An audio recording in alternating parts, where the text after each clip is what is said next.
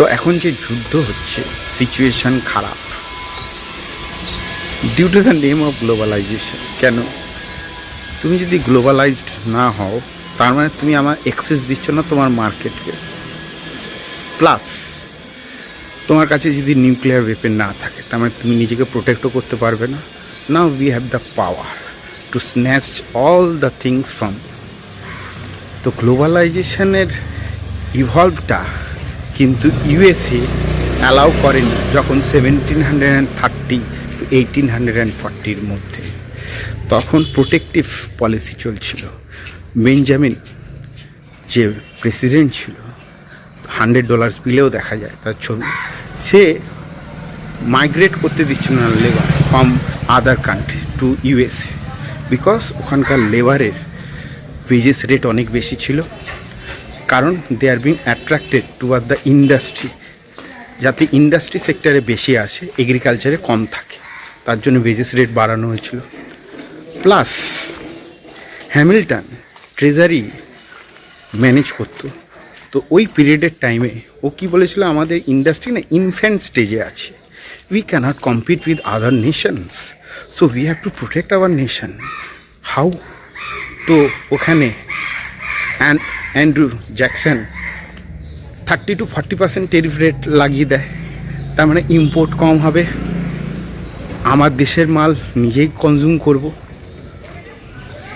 UK 1700-এর আগে east India company was lots more than a tedder. এখান থেকে muslin কাপড় ইম্পোর্ট করে নিয়ে যেত আর ব্রিটেনে বেচত। তো সেটার সিচুয়েশনটা চেঞ্জ হলো যখন 1700-এ ওদের পলিসি চেঞ্জ হলো। কীভাবে? তখন ওখানকার সোকল প্রাইম মিনিস্টার রবার্ট ওয়ালপোল, সে সাবসিডাইজ করতে শুরু করে দিল কটন ইন্ডাস্ট্রিটাকে, এবং সাবসিডাইজ করা শুরু করলো, ইম্পোর্ট করা বন্ধ করে দিল। এবং তখন ইস্ট ইন্ডিয়া কোম্পানি 1700 সালের আগে খুব ইম্পোর্ট করতো মুসলিম কাপড়, সেটার উপরও রেস্ট্রিকশান লাগিয়ে দিল। এর ফলে রড ক্লাইভ তখন ছিল ইস্ট ইন্ডিয়া কোম্পানি, তখন স্ট্র্যাটেজিগত আইডিয়া লাগাতে গেল how to snatch more power in India rather than they are not interested in trade, though they have changed the strategy after 1700 because they want to protect their industry. তো এখন এই দেশগুলি UK, USA, they R প্রোপাগেন্ডিং globalization.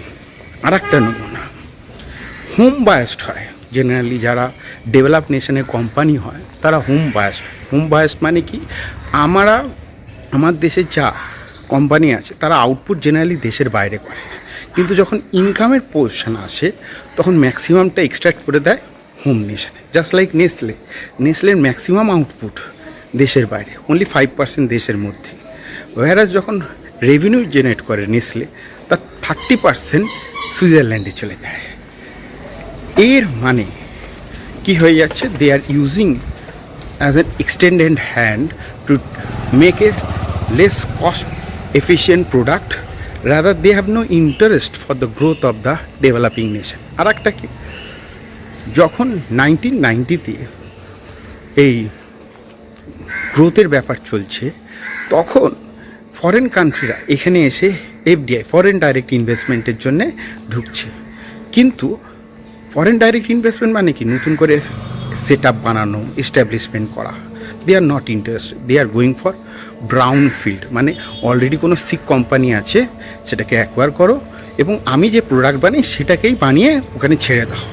So they are not interested for the growth of the nation. এবং সেটা 2001 সালে 50% থেকে 80% brown ফিল্ডের প্রতি আকর্ষণটা বেড়ে গেল, গ্রিন ফিল্ড না, because they are not skin in the game, they are not involve for the growth, they are here to make a distribution or to make the production cheap. তো এখন